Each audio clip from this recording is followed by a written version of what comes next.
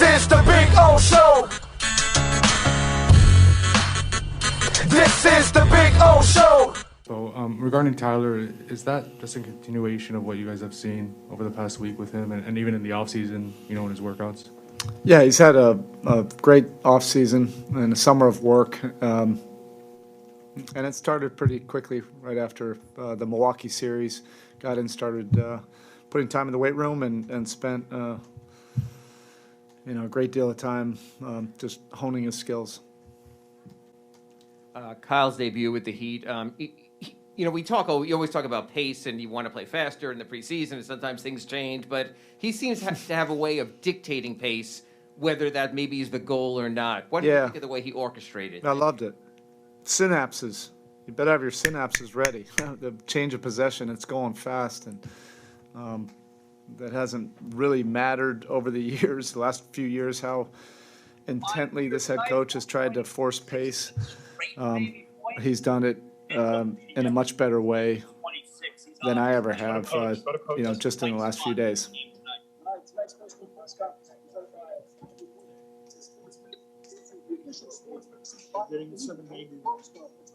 Thank you. Coach, a lot of guys that came from Summer League made their NBA debuts today. What are your thoughts on their performance?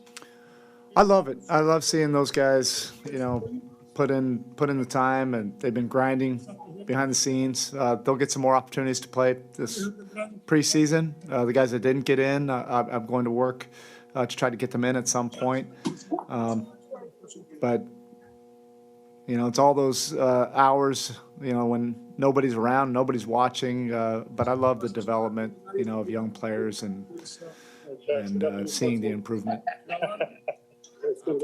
Taking it. Where is that coming from? I think it stops. Somebody has to push mute. There we go. Nice. So taking you. I used to be a video coordinator. Well, I can see it. It's not on mute. All right. Well, let me get this back on.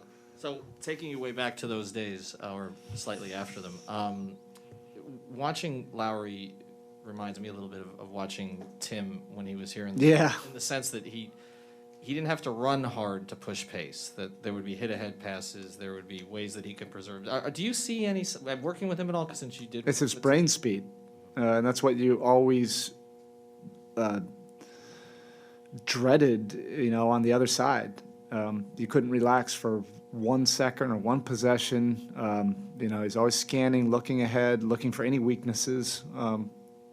In the defense, particularly early in the clock, and if he doesn't feel like it's there, then he just, he has a great feel for it when to, get organized and get the ball where it needs to go.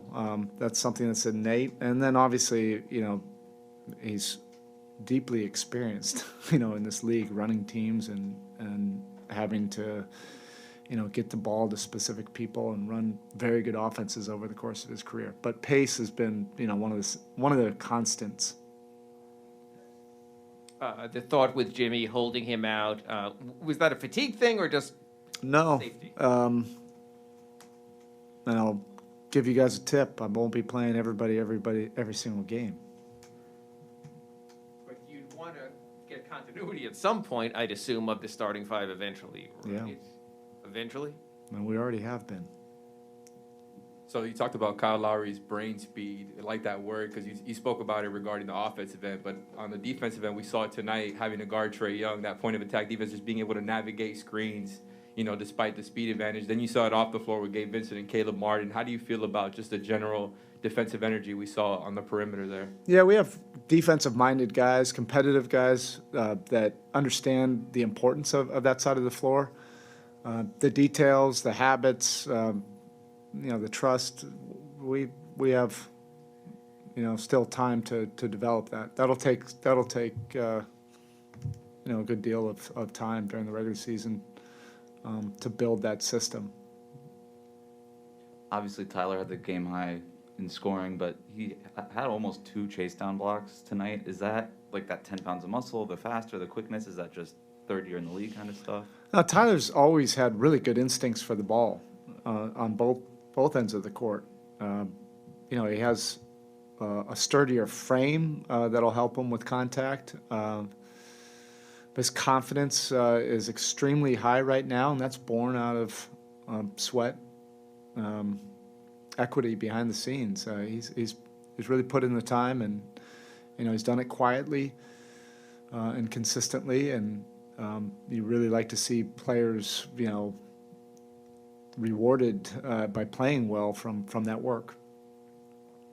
It seemed like Bam was one of the beneficiaries of Kyle's pace. What have you noticed about kind of their connection, even in that just one weekend? What have you noticed about their connection in practices and even tonight? Yeah, you know, I think Kyle has really been intentional about, you know, trying to get Bam some easy looks and easy catches around the rim. Didn't take Bam very long to figure it out in this training camp. If you run, you'll get the ball, you get easy opportunities. You know, and Bam has a great feel and understanding for the game as well. So usually, you know, high IQ players will figure it out in a short period of time, just like, you know, Kyle and Jimmy as well. Any concerns with PJ? So from a health perspective, did he? No, he says he's fine, but, you know, I always wait till the next day to see how guys feel. Okay, thank you. Hold on, Coach. We'll take one more from Tim Reynolds Tim, via Zoom. hey. My hand was raised before you bolted. If this were the regular season, I would have taken it down real fast. Spo, did tonight feel normal in that there was commotion, you know, behind the bench and around the bench? And I know the building wasn't filled. Yeah. There were a few thousand, you know, people in there, and there were people around you and around at halftime. And did it feel as close as we felt to normal in 20 months? Yeah, it did. Even right next to our bench, you know, there was front row seats that were filled. And we haven't had that for a year and a half. And right behind the bench, all that felt the way it used to feel with, you know, people looking in on your huddle. It's all good. I love the direction where it's going. Is it in any way, you know, off-putting or? No, I think everybody loves that kind of environment.